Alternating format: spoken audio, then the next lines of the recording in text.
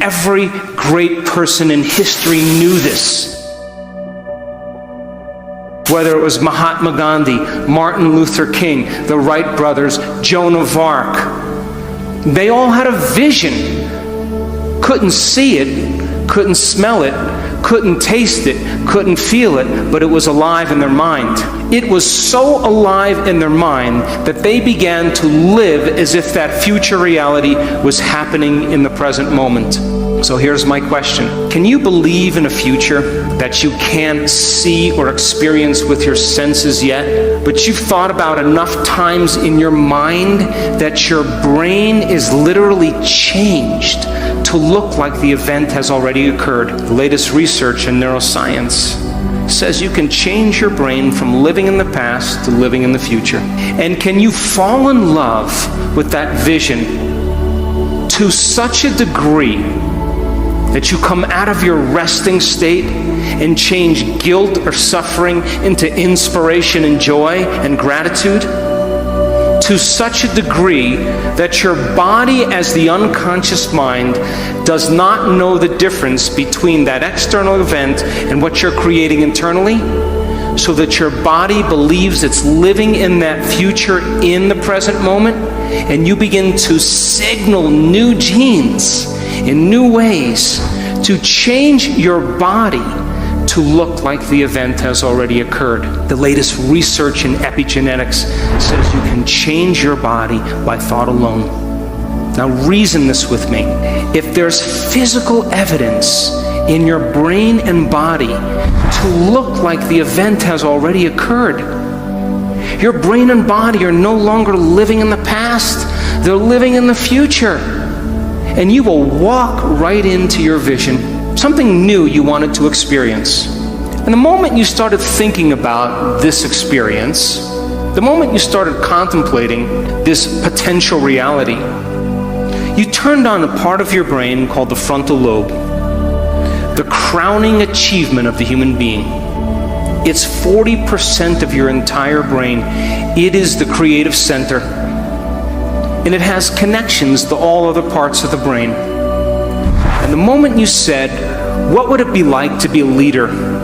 What would it be like to be successful? What would it be like to have this vision come true?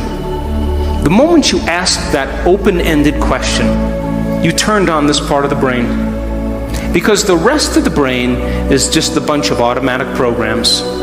And now the frontal lobe, the creative center, wakes up.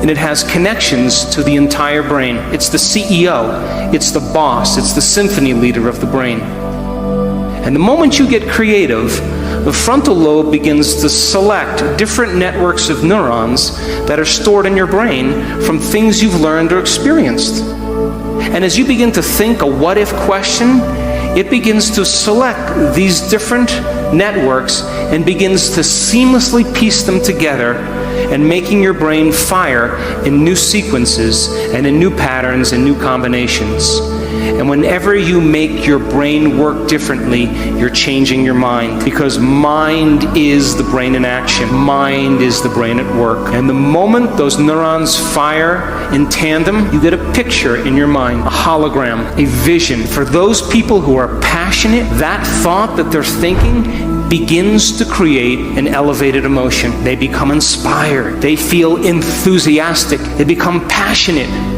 They started to open their hearts.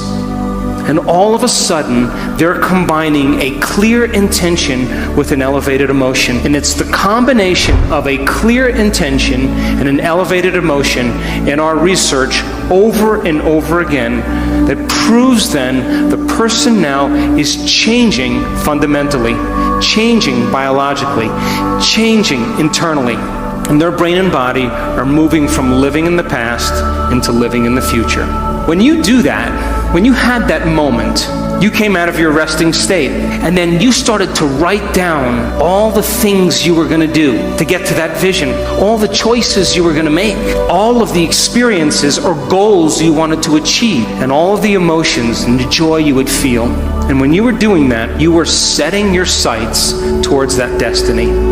And then you did something really brilliant. You wrote down the choices you weren't going to make. You became aware of the behaviors you weren't going to demonstrate. You began to review certain experiences you wanted to stay away from. And then you looked at the emotions that would bring you to a lower level. And you began to separate the old self from the new self. And when you begin to do that, and you're observing the old self, it means you're no longer the program. Now you're the consciousness observing the program.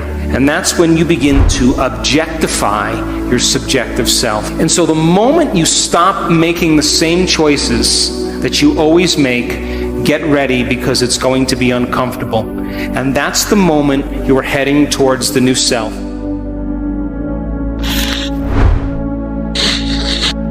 If you can linger without a name, without a face, without a gender, without your pain, without your disease, without all the relationships you have, without your past or your predictable future, it makes sense then that the longer you linger in the unknown, where all possibilities exist, by very theory, the more you would create new possibilities in your life.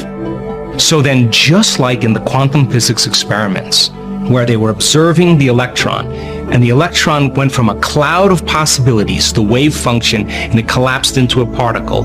All of a sudden, when they turned their back and no longer looked or observed the electron, it turned into possibility. It's possible then that when you disconnect from everything known in your life, and you're no longer observing your life from the same level of mind, that your life can turn into possibilities, just like the electron turns into possibilities. Now, getting to the present moment is the work. The moment you start noticing that your attention is going to memories of the past that are connected to certain emotions in your meditation, that's the habit of how you've been thinking up until this point. And you have to break that habit, which means that you have to return your attention back into the present moment and unfold as an awareness back into possibility. And every time you do that, that's a victory. When you start to notice that you want to get up and quit, and you settle it back down into the present moment and you unfold back into possibilities, that means then you're telling your body that it's no longer the mind, and you're executing a will that's greater than the program. And if you keep doing that over and over again, the body will begin to surrender into the present moment, just like training an animal. Once it finally can surrender into the present moment, if where you place your attention is where you place your energy, and all of your attention and energy is in the present moment, you have a lot of energy to do amazing things. So then, all those possibilities that exist in the quantum field exist as electromagnetic possibilities. They exist as frequencies that you have to begin to connect to. So then, what are the ingredients that allow us to tune into those potentials that already exist in the quantum field? Well, it requires two things: a coherent brain, that is a clear intention, and an elevated, heartfelt emotion. That is what begins to open our hearts and creates coherence in our heart. So then if you are disintegrated in your brain, and that you have incoherence in your brain, and you haven't trained your heart to begin to become more orderly and produce a powerful magnetic signature, then you can't read information or broadcast frequencies into the field. In a sense then, you're on the wrong radio station, and the more coherent your brain is, the more coherent your heart is, the more you can tune into those potentials. Now let's demystify the process. So many people spend their entire life creating in lack. They see something that they want, like a new car or a new wardrobe, and they notice that they don't have it.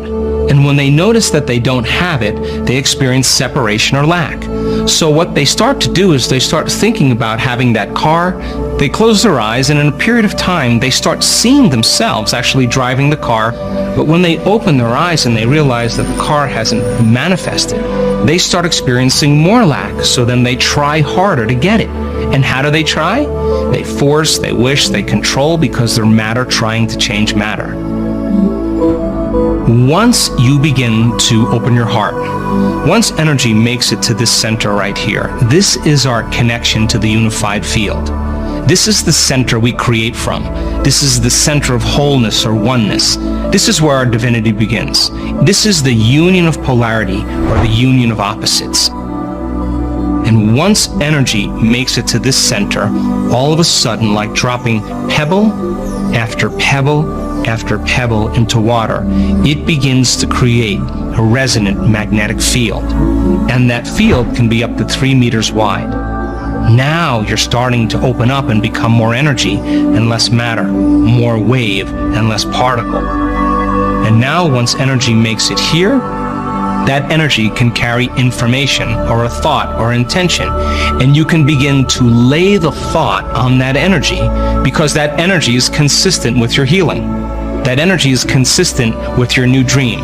The energy is consistent with your new job or your new relationship. That energy can carry the thought of your dreams. The energy of suffering can't carry the thought of your wealth because it's not consistent with that energy. So then when you begin to open your heart and you raise your energy and you begin to lay the thought on it, think of the thought as the electrical charge in the quantum field, and think of the feeling as the magnetic charge in the quantum field. And how you think and how you feel begins to broadcast new energy and new information into the field. And for whatever you broadcast into the field is your experiment with destiny. So then when you get really good at creating brain coherence and heart coherence, and you know how to elevate your emotional state, and you begin to feel the emotion of your future before it's made manifest, then you're no longer living in lack. You feel like your dream has already happened. So then when there's a vibrational match between your energy and a potential that already exists in the quantum field, now you no longer have to go anywhere to get your dreams. Now you are connected to that field of information that's connected to everything material. And when there's a vibrational match between your energy and that potential, now all of a sudden you'll begin to collapse time and space, and you'll begin to draw the experience to you. And now you no longer have to go anywhere to get it. You are the vortex to your creation. So think of it like this. The thought sends the signal out, and the feeling draws the event back to you. So if you're intending on having a future, and you're waiting for the experience to happen so you can feel the emotions of your wealth or of your freedom, of your new relationship, then you're sending the thought out, but you're not drawing the experience back to you. So here's a great example. The Heart Math Institute did a novel study where they took a group of people that were expert prayers, and they set 3 vials of DNA in front of them. And they said to them, now listen, with all of your intent, we want you to see in your mind the DNA winding or unwinding, and just keep visualizing it winding and unwinding. That's the concept of the mind. They did it over and over again, and they checked to see if the DNA was changed in any way. And at the end of the experiment, the DNA was never changed. Intention did nothing to affect the DNA. So then they said to them, okay, now open your heart, create heart coherence, and just generate that signal out into the field, and let's see if that energy begins to affect the DNA. At the end of the experiment, they checked the DNA, and there was no change in the DNA. But when they said to those people, now we want you to see the DNA unwinding, and we want you to open your heart and give thanks that it's actually unwound before it occurred. The moment they combined that clear intention with an elevated emotion, more than 20% of the DNA unwound at a remote location. The thought sends the signal out, the feeling draws the event back. Or better yet, as you begin to open your heart and broaden your field, that energy is the handmaiden, or it's the carrier of that thought, and now you can begin to affect the nature of reality. So the fundamental question is, what are you broadcasting on a daily basis? If you finish your meditation and you combine a clear intention with an elevated emotion, and your heart is open, and you feel connected to the energy of your future, it's your job to maintain that modified state of mind and body your entire day.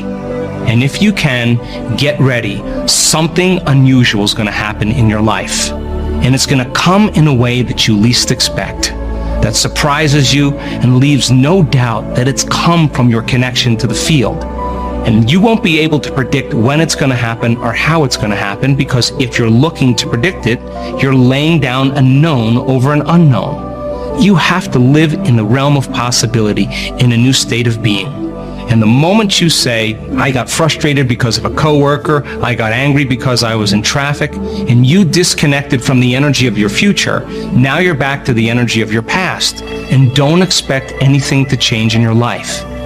So then our job then is to be able to regulate the state with our eyes open as well as our eyes closed. And the side effect of this, when done properly, are those synchronicities, are those serendipities, are those coincidences that are beginning to come to us. And we no longer have to go and get it now. We are now a vibrational match with everything between now and who we are in our future. And now we are collapsing our future and bringing it towards us. Now that I've shown you how your mind can influence your outer environment, it's my hope that you'll use some of this to begin to collapse space and time into a new reality.